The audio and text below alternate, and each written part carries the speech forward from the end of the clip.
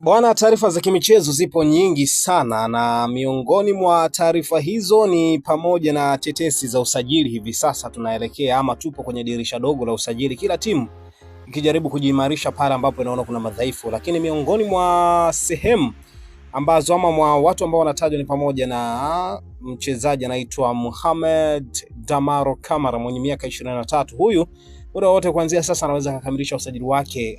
Huyu ni kiungo mkabaji kutoka Singida Black Stars, lakini raia wa Guinea.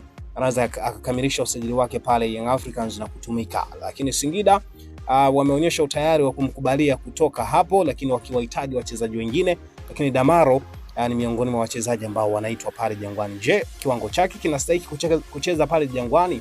Lakini nje na pale mchezaji mwingine, kiungo mshambuliaji wa Singida huyo ama Singida hiyo Black Stars na timu ya taifa ya Togo, huyo anaitwa Maruf Shakei, naye pia anahitajika pale kwenda kutoa huduma pale mitaa ya Jangwani. Je, wachezaji hawa wanastahili kwenda kuchukua nafasi?